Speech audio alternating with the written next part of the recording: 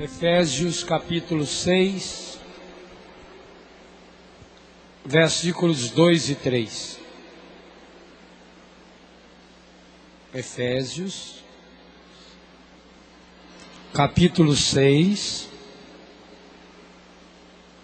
versículos 2 e 3. O primeiro mandamento, acompanhado de uma promessa, é: honra teu pai e tua mãe, para que sejas feliz e tenhas vida longa sobre a terra. O primeiro mandamento, acompanhado de uma promessa, é: honra teu pai e tua mãe, para que sejas feliz e tenhas longa vida sobre a terra. Palavra do Senhor.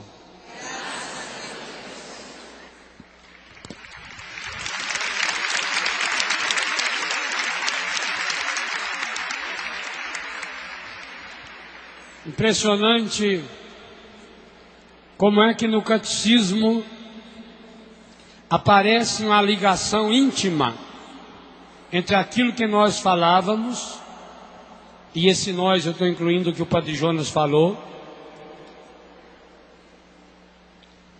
e a comunhão de um mandamento com o outro. Por isso que a Bíblia deixa claro: quem cumprir um mandamento, com o tempo acaba cumprindo todos os mandamentos. Mas também, aquele que deixa de lado um mandamento, com o tempo deixará todos os outros. Há uma íntima relação, uma relação tão íntima, que Jesus pôde resumir os 10 mandamentos em dois que ele chama de um. O primeiro mandamento: amar a Deus sobre todas as coisas e ao próximo como a ti mesmo. Aqui essa ligação aparece de modo muito explícito entre o terceiro e o quarto mandamento: o dia do Senhor e a vida em família. Qualquer um aqui sabe que não muitos anos atrás havia 2 compromissos sagrados nos domingos. Primeiro, participar da missa, ou lá onde não tinha missa, participar do culto, participar da celebração, participar da missa seca.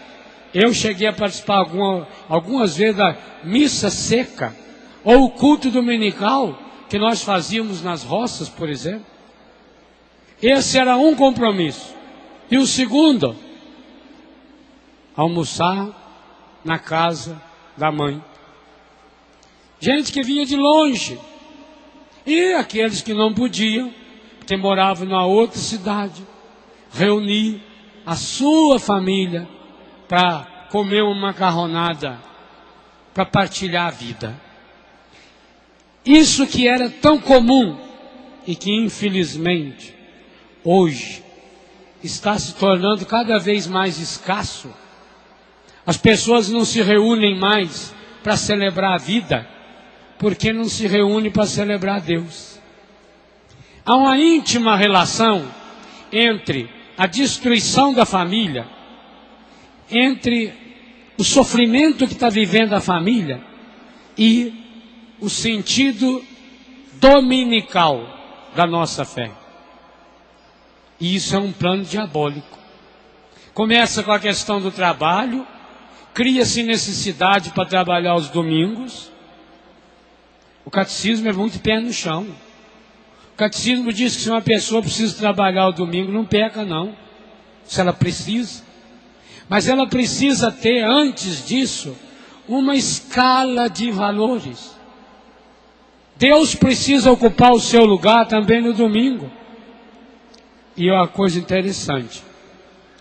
Eu não sei estatística correta, mas eu acredito que pelo menos uns 90% das pessoas que não participam da missa, não é porque precisam trabalhar aos domingos, é porque com o tempo, por causa daquele ateísmo que eu falei, do falso humanismo, com o tempo houve um deslocamento. Ora, vamos tomar como referência essas duas caixas aqui. A Bíblia e os mandamentos, principalmente, quer nos mostrar que no centro da nossa vida deverá estar sempre a pessoa de Deus. Para que a pessoa seja feliz, no centro da sua vida, marido e mulher, pais e filhos, companheiros de comunidade, Deus precisa ser o centro. A nova era e o pecado foi conseguindo, pouco a pouco, tirar Deus do centro. Esse é o processo que eu falei antes. Vai tirando devagarinho Deus. E vai colocando quem no centro? A pessoa. Eu não vou à missa porque o centro da minha vida sou eu. É uma ideia utilitarista da oração. Para que eu vou acreditar em Deus? Qual é o lucro que eu tenho acreditando em Deus? O que eu ganho acreditando em Deus? O que eu ganho indo à igreja? O centro é a pessoa. Quando acontece esse deslocamento, Deus deixa de ser o centro e a pessoa passa a ser o centro, a pessoa passa a ser o referencial da sua vida. E Deus vai ficando de lado. A palavra de Deus não tem mais força. A palavra de Deus não tem mais peso. Os direitos de Deus, e é interessante, talvez a menos coisa que se diga no catecismo sobre os direitos de Deus, seja de fato direito de Deus. É impressionante, quando narra o terceiro mandamento, o foco principal é o bem-estar verdadeiro da pessoa. Lá no catecismo cita social, cultural, familiar. Engraçado, quando fala do mandamento do domingo, um dos argumentos principais é a convivência familiar, que nós perdemos. Perdendo a força da família, não nos reunimos mais para celebrar. Domingo virou dia de festa, da praia, da bebida, dos namoros estragados, de dormir até tarde, aonde a gente pensa na gente mesmo. Quantas pessoas no domingo desligam o despertador e acorda 11 horas, meio-dia, aí já acorda mal-humorado, porque foi deitar de madrugada, aí come 2, 3 horas da tarde, aí quando chega no final da tarde está com preguiça, e dá graças a Deus se chegar uma visita, para não precisar ir para a comunidade. Padre, eu estava até pensando em a missa, quando faltava meia hora para ir para a igreja, chegou lá um parente nosso, e infelizmente ele não é de igreja. Fazia muito tempo que ele não ia lá em casa, então eu fiquei sem jeito de deixar ele lá e ir para a missa. Disse, mas que pena, foi para isso que o Espírito Santo levou ele na sua casa. O Espírito Santo está sabendo que aquele parente seu está precisando de uma experiência de cura, de restauração. E como o Espírito Santo sabe que você não perde a missa de jeito nenhum, o Espírito Santo tem um jeitinho de fazer com que ele fosse na sua casa, para que você o levasse para a missa. Meus pêsames, você falhou nessa missão. O Espírito Santo está bem chateado. Perceba como é que é a articulação do encardido. É uma desculpa humana. E por isso esse seu parente continua cada vez mais infeliz. Aí chegou lá, foi ver um joguinho na televisão, a mulherada foi fazer uns quitutes, uns bolinhos, a bebida, e falar mal, e reclamar da vida, e aquele seu parente foi na sua casa e saiu de lá pior do que entrou. Isso quando não dá discussão, isso quando não dá briga. Vocês percebam a íntima relação quando a gente tira Deus do centro da nossa vida? Quando a gente se coloca no centro da vida?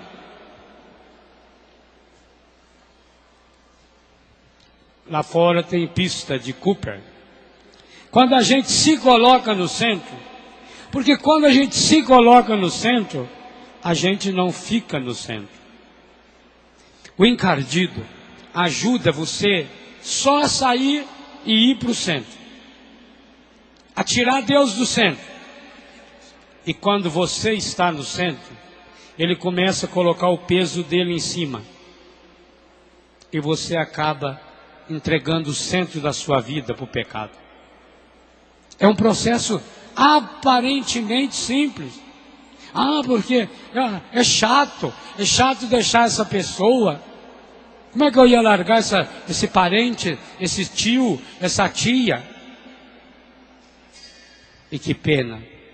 Se Deus estava querendo usar, Espírito Santo querendo usar, você para levar esse parente, esse amigo, para estar perto de Deus, o encardido conseguiu fazer com que você se afastasse de Deus por causa do seu parente.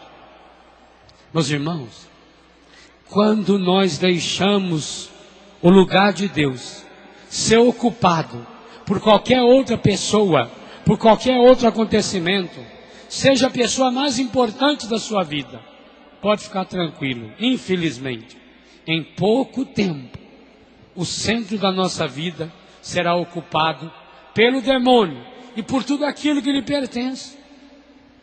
Que pena.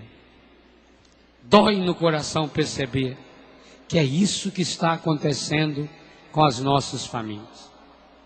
E esse é um processo medonho, porque a Europa e os Estados Unidos passaram por esse mesmo processo. E não faz muito tempo, não. É coisa aí de 50 anos. Basta assistir um filme de faroeste, por exemplo. Um filme rodado há 30, 40 anos atrás. Para você perceber como a família era importante. Como a fé era importante. Lá naquelas cidadezinhas pequenininhas, lá no interior dos Estados Unidos, tinha lá uma capela. E lotava. Ou da igreja católica, ou de qualquer outra religião cristã. O processo foi igualzinho aqui. Foi deslocando. O domingo foi virando o dia do divertimento, o domingo foi virando o dia do descanso, e deixando de ser dia de oração. O dia do trabalho, o dia de ganhar dinheiro. Que coisa, em 30 ou 40 anos, que lugar ocupa a família hoje? Na América do Norte e na Europa? Lugar nenhum. Aliás, começou-se agora a substituir legalmente a família. O que é o casamento homossexual? Homem-mulher com homem, mulher com mulher. É exatamente isso. É a ideia de que essa é a nova família. Uma família que não pode nos preencher. Uma família histérica, esterilizada. Uma família que não dá crescimento. Onde as próprias pessoas que têm o problema sofrem horrores, barbaridade.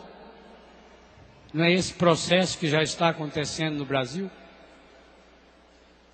Levou-se os meios de comunicação para a zona rural e, infelizmente, deixa-se de lado uma fé viva.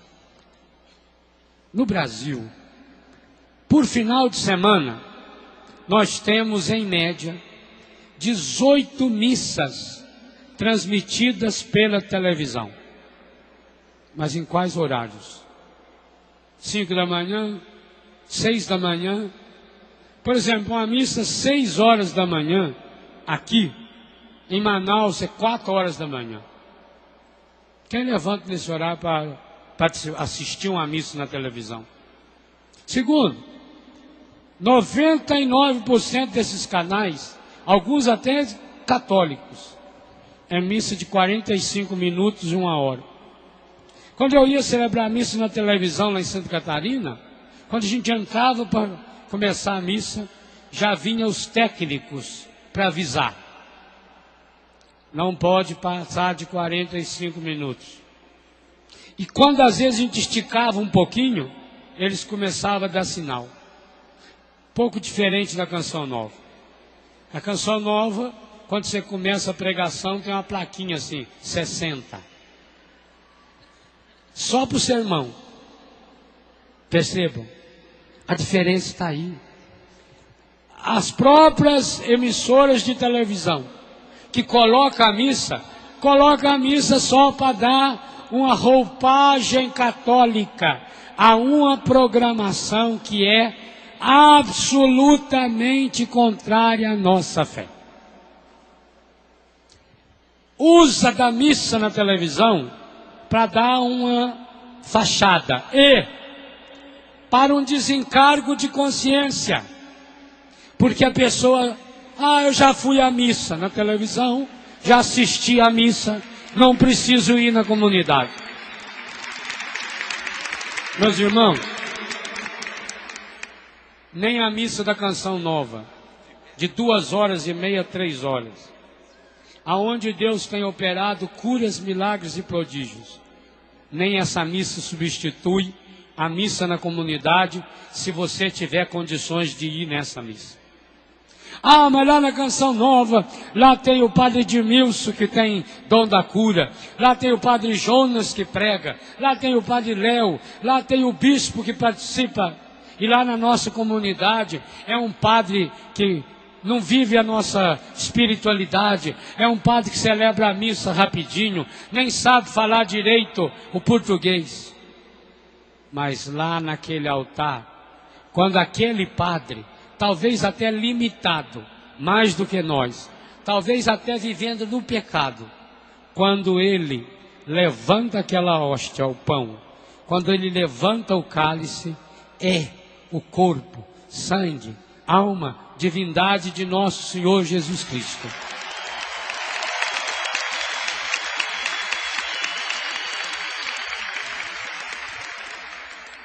Então o senhor está dizendo que a missa da televisão não vale. Eu não estou dizendo isso. Eu estou dizendo que se você pode participar da missa na sua comunidade no final de semana, você tem essa obrigação. A igreja é tão bondosa, a igreja é tão misericordiosa, que inventou essa história da missa do sábado, para valer para o domingo. Olha bem, eu acho um absurdo isso. Ninguém almoça sábado para economizar o almoço de domingo.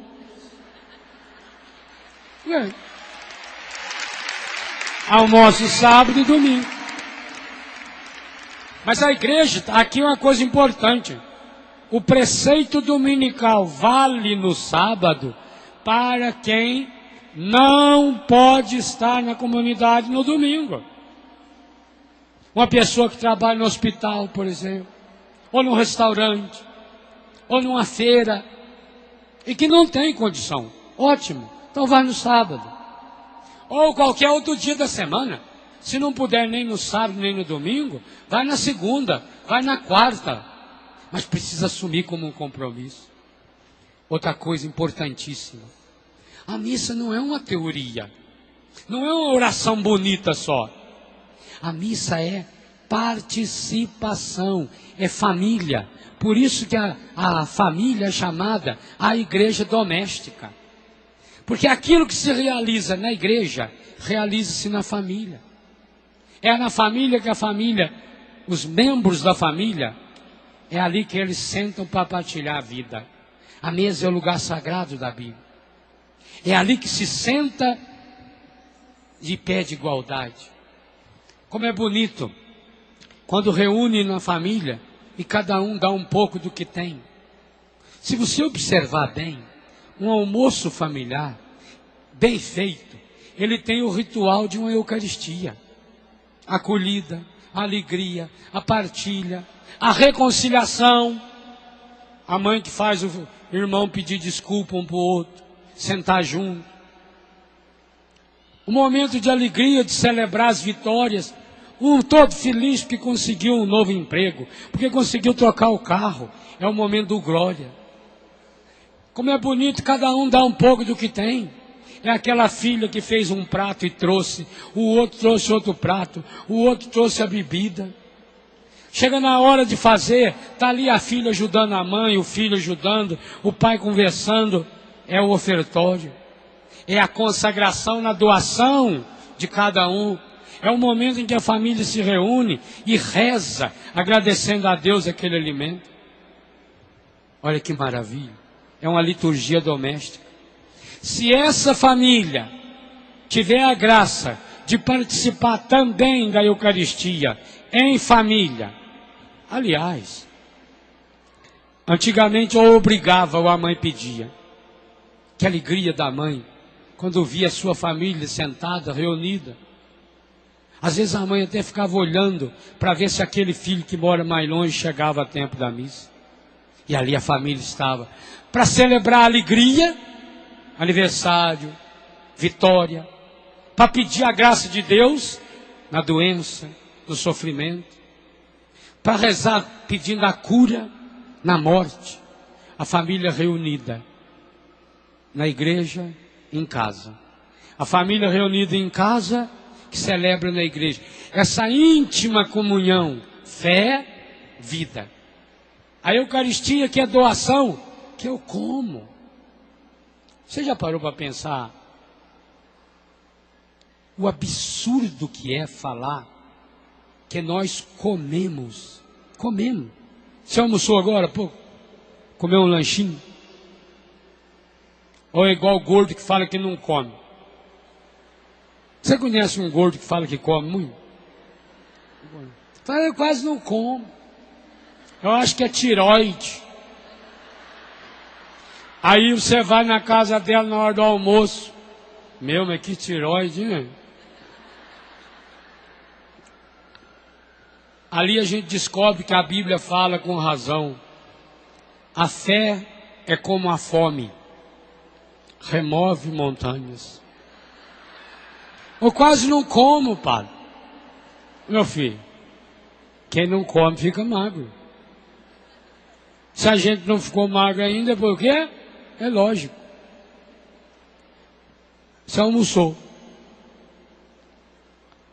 Pegou aquele arroz, aquele pão, mastigou, engoliu. Aquilo foi se desfazendo. Agora, por exemplo, a hora da digestão. A hora da digestão é uma hora muito importante, porque o estômago fecha a entrada e a saída dele. E os ácidos do estômago vão destruir a comida que nós comemos. Vão socar. E isso é um processo difícil. Por isso que de vez em quando você tem azia, que volta, é isso. É que o estômago não conseguiu reter lá dentro. E aquilo que ele está fazendo lá dentro volta. Por isso queima aqui dentro. E depois que você come, a corrente sanguínea vai buscar aquilo que está lá, que presta, e joga para o organismo. E também, infelizmente, o que não presta. Mas não é o caso desse da Eucaristia. Gente, quando nós comungamos, isso é um absurdo. Isso é um disparate. Se não fosse Jesus que tivesse instituído a Eucaristia, a igreja jamais falaria na Eucaristia. Porque nós falamos que nós mastigamos Deus. Você põe na boca, ele derrete. Em menos de um minuto, o corpo inteiro está cristificado. Você se torna de fato, materialmente falando, o próprio Cristo Jesus. Que coisa espetacular!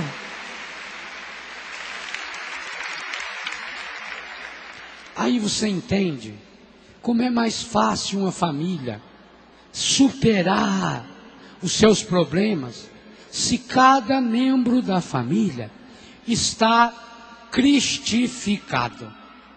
Muito mais simples.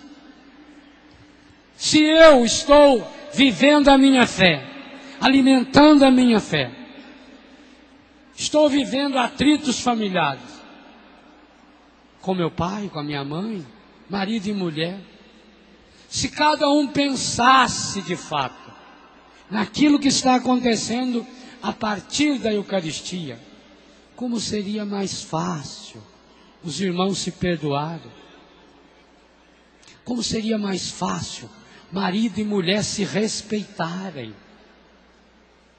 Porque se eu não vou respeitar a pessoa pelo mérito dela, eu vou respeitar a pessoa pelo mérito de Jesus que está nela.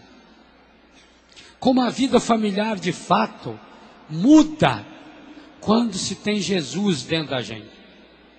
Porque eu posso até olhar para minha mãe, olhar para o meu pai e dizer, puxa vida, é uma pessoa limitada.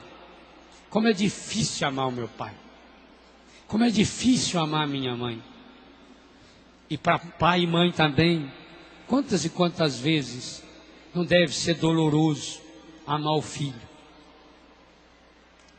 Como não deve ser doloroso para uma mãe entrar de madrugada no quarto do filho, lembrando outras madrugadas. Não tem nenhuma mãe aqui. Aqui tem milhares de mães. Milhares. Não tem nenhuma. Não tem nenhuma mãe que está nos vendo pela televisão que não tenha levantado dezenas de madrugadas para ir no quarto do seu filho. Ou tem? Não tem. Imagina a criança lá com 2 meses, 5 meses de idade. Qualquer tossida e a mãe levanta e vai para o quarto. Principalmente mãe de primeira viagem. Mãe que está nos primeiros filhos. Aliás, dizem que essa é a causa que hoje a mulherzada não sabe ser mãe.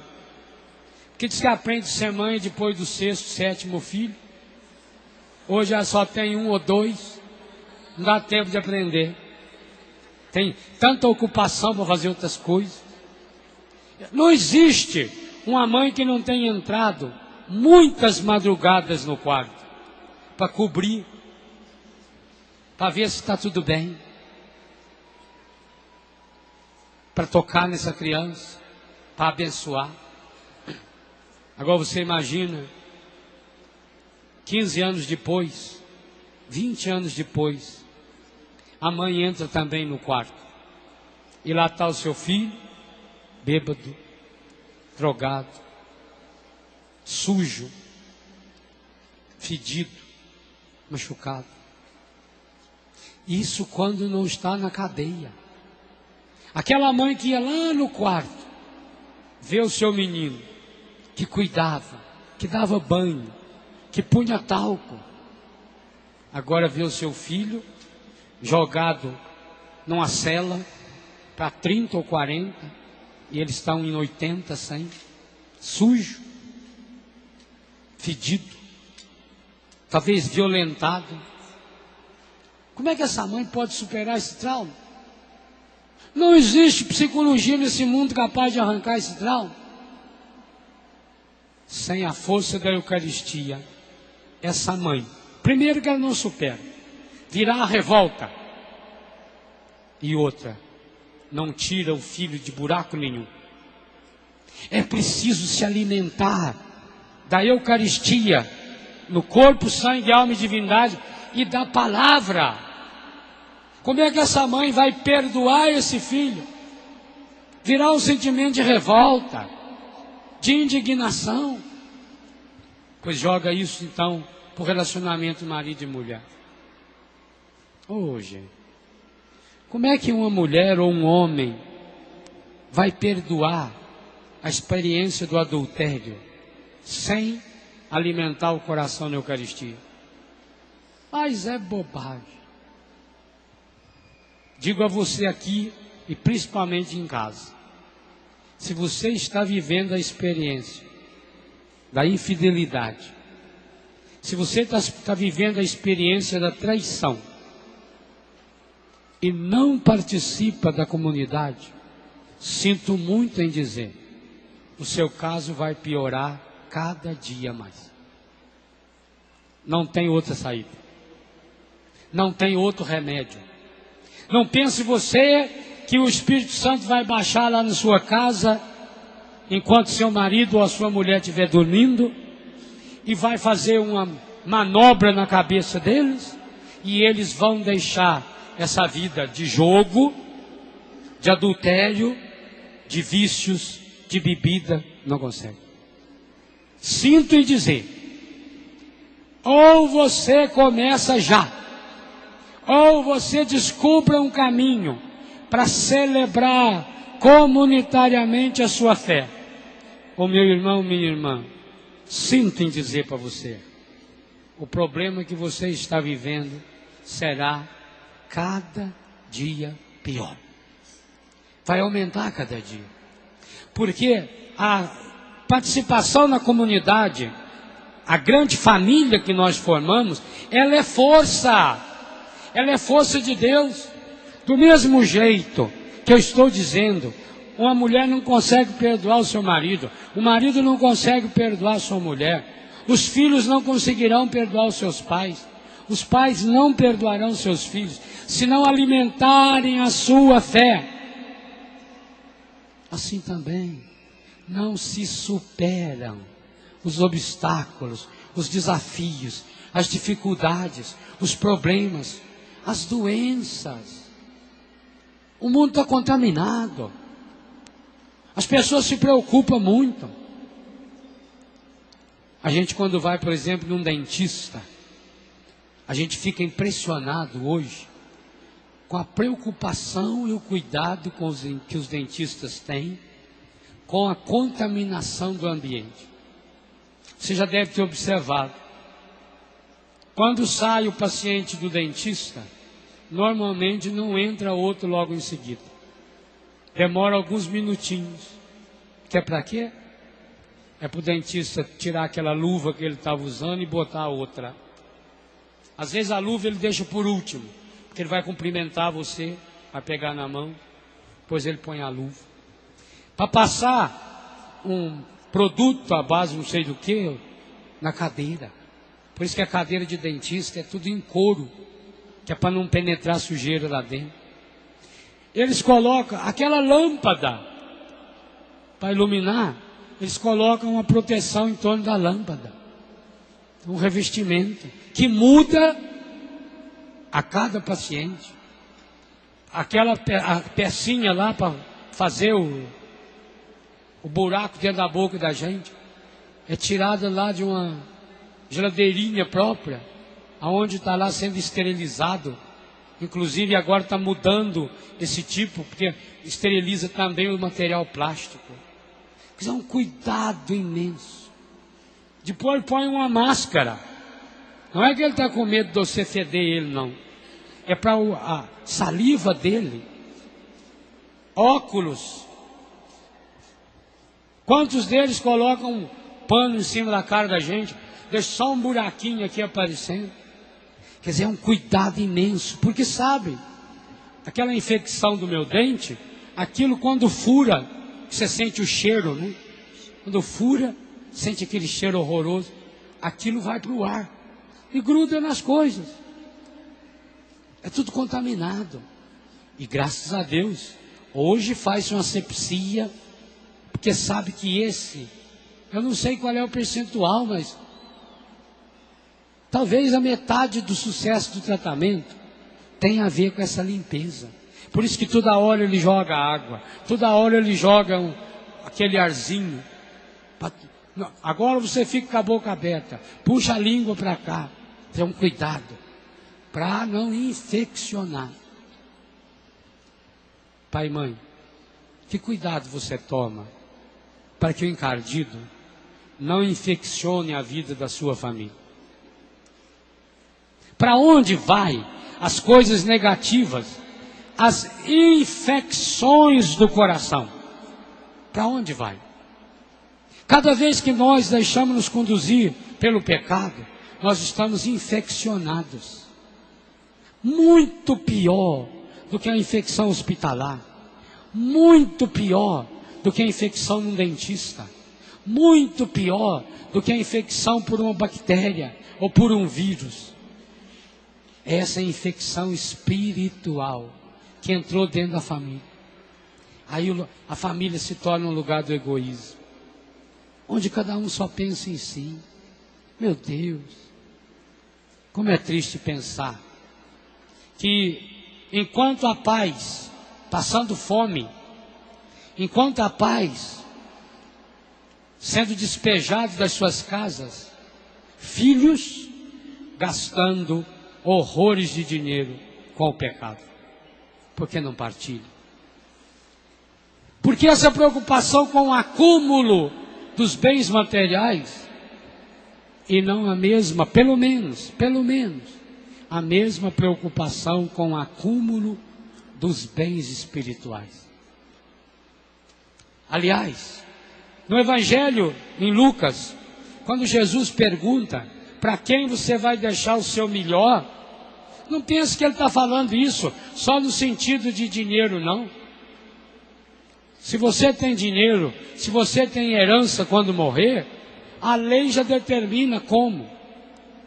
Contrata um advogado, eles vão lá, faz o levantamento, quantas partes tem que dividir, normalmente é em 2 partes, uma para a mulher e para os filhos, a outra é para o advogado, para a justiça. A lei está determinando, tanto vai para o fulano, tanto para o ciclano. Isso é fácil. Pode dar uma briguinha, porque eu que queria ganhar a bicicleta que era do meu pai. Eu queria o relógio. Esse relógio a minha avó falou que um dia ia ser meu.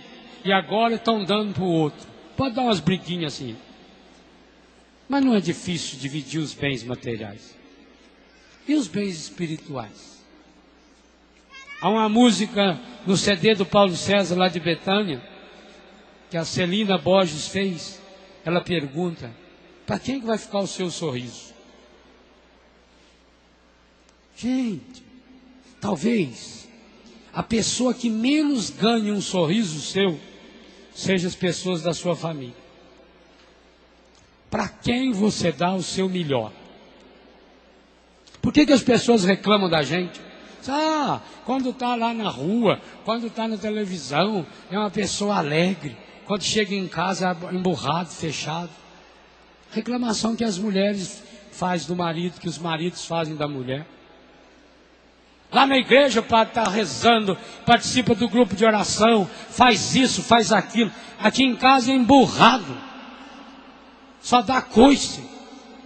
Só sabe cobrar. Não tem tempo para nada. Eu já contei aqui, não sei se para vocês, porque olhando daqui a gente não sabe quem veio e quem não veio. Alguns a gente sabe. Alguns você olha e fala, já sabe. Em casa mesmo a gente assistindo, a gente sabe. Eu já contei isso aqui nesse rincão. Quando eu entrei a primeira vez na Catedral de Nova York, eu fiquei muito impressionado. Uma bela catedral, no endereço mais importante de Nova York, na Quinta Avenida. Uma monumental catedral. Do lado esquerdo do altar, tinha a imagem de um crucifixo, maior do que aquele do antigo rincão, talvez do tamanho daquele que tinha aqui, imenso, belíssimo, de uma expressão de dor. O artista fez de fato uma experiência de Deus quando fez aquela montagem daquele crucifixo. E embaixo tinha a seguinte frase: às vezes é preciso que morra alguém para que a família se reúna. Meu irmão, essa é uma das tristes realidades. E eu digo a vocês, logo nós vamos ter aqui um acampamento de cura interior. abordando essas temáticas, que aqui estamos vendo como a trilha dos mandamentos, lá naquele acampamento, final de abril, nós vamos fazer a temática específica, cura interior dos relacionamentos familiares. Tomara Deus, e é para isso que nós vamos fazer, que você não precise esperar a morte de um ente querido para reunir-se com a sua família. Porque quantas pessoas depois, a não ser pela força da graça, e por isso esse acampamento, não consegue superar. Tem gente que perdeu toda a alegria de viver depois que perdeu alguém. Não porque amava tanto essa pessoa, não. Quem ama sofre, sofre. Eu acho que a gente vai ficar a vida inteira, nunca vai esquecer do pai, da mãe, do irmão que a gente perdeu. Nunca. Mas é uma lembrança, eu diria, é uma dor gostosa. Eu quando lembro do papai, por exemplo, eu nunca lembro com uma dor dolorida, uma dor angustiada. Quantas e quantas vezes eu me pego falando do papai, como que se ele estivesse aqui do meu lado. Por quê?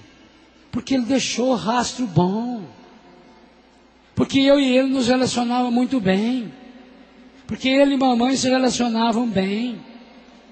Porque meus irmãos se relacionavam bem.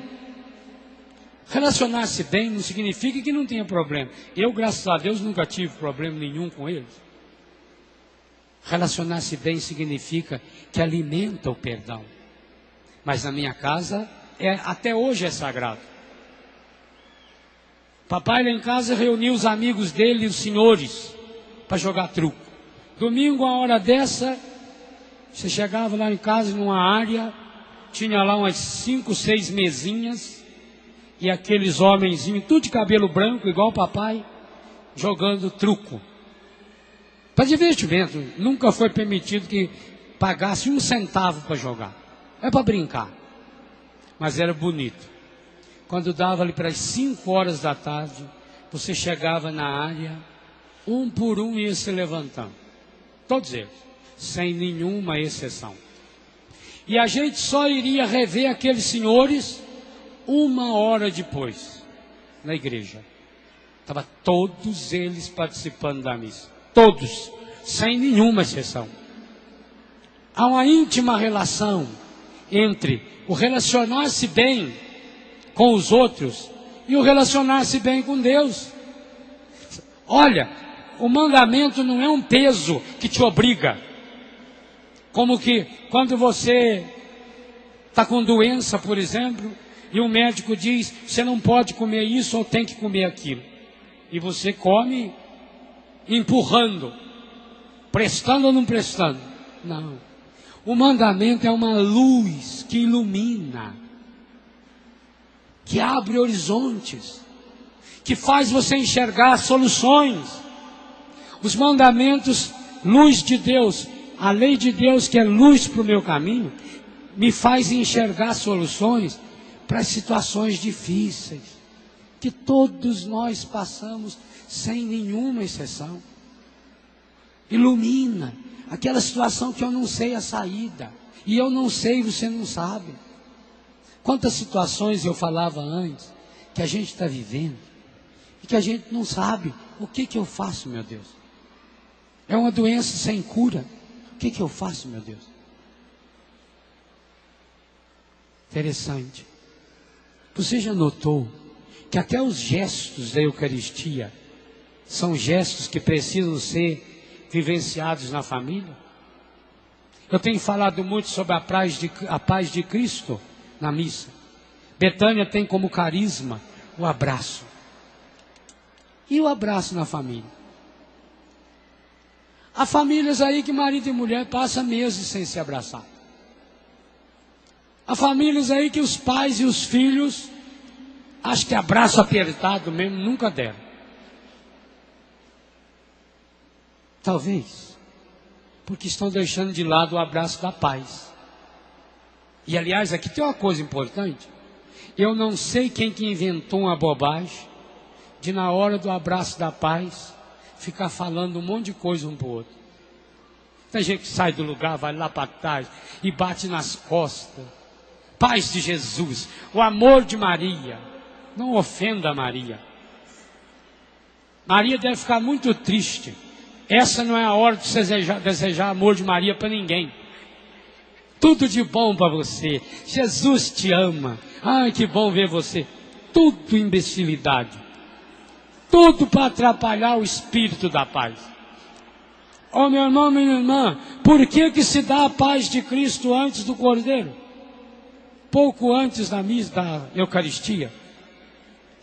Porque é um jeito de dizer para você, eu, no que depender de mim, não tenho paz para dar para você. Você tem paz para dar para alguém? Eu não tenho. Porque eu não tenho paz, não é a minha paz. Jesus sim pôde dizer, dou-vos a minha paz eu vos dou. É essa paz que nós queremos que atinja principalmente as famílias. Então, na hora da paz, não é hora de baderna. Até as músicas deviam ser repensadas. Não é hora de ficar batendo palma. Não é hora de ficar dando tapinha nas costas. É hora de você dar um abraço apertado, sincero, fraterno, sem pressa, e dizer a paz de Jesus. Esse abraço é sacramental. É força de Deus que nós estamos perdendo.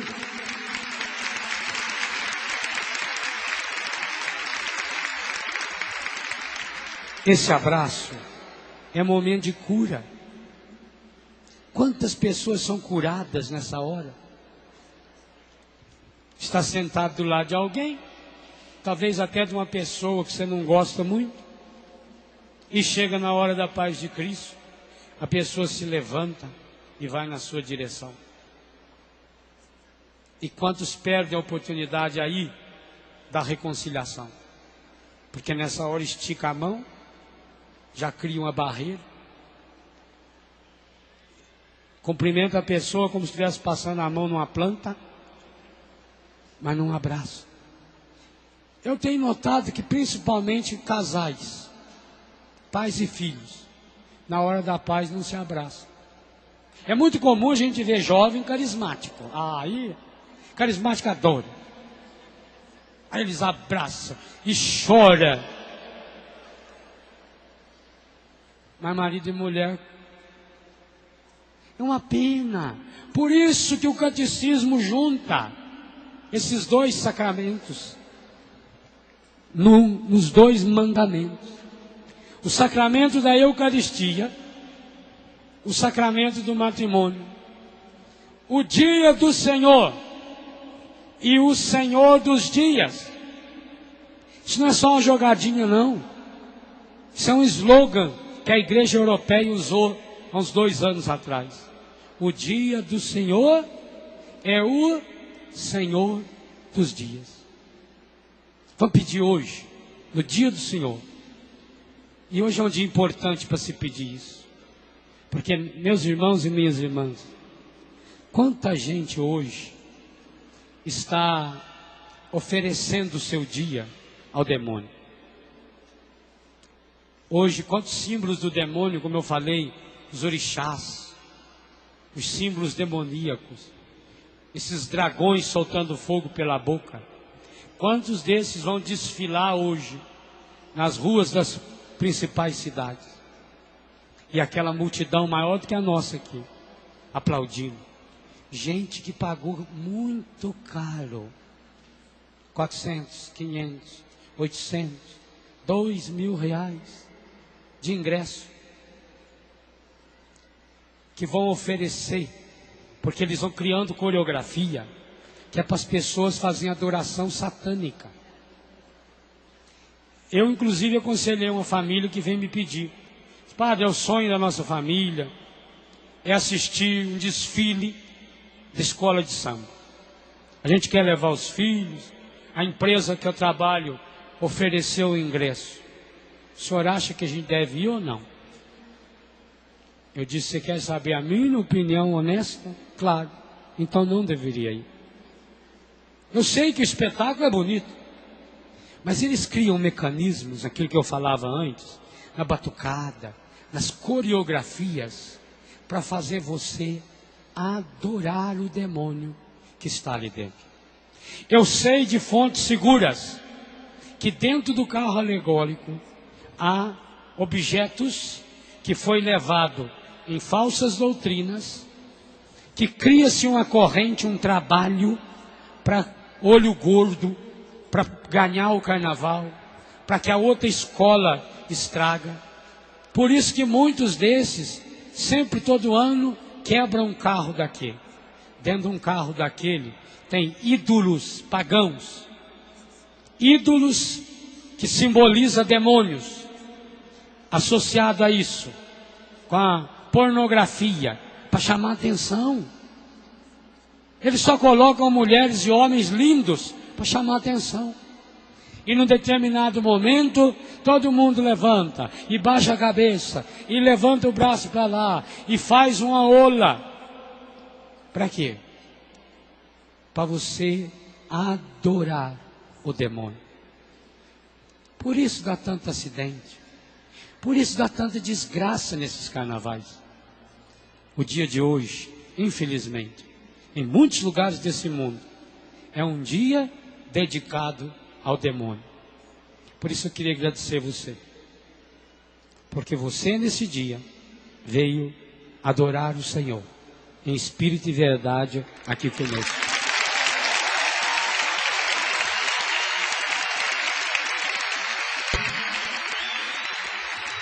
Eu queria agradecer você, porque a sua fé anima a minha fé.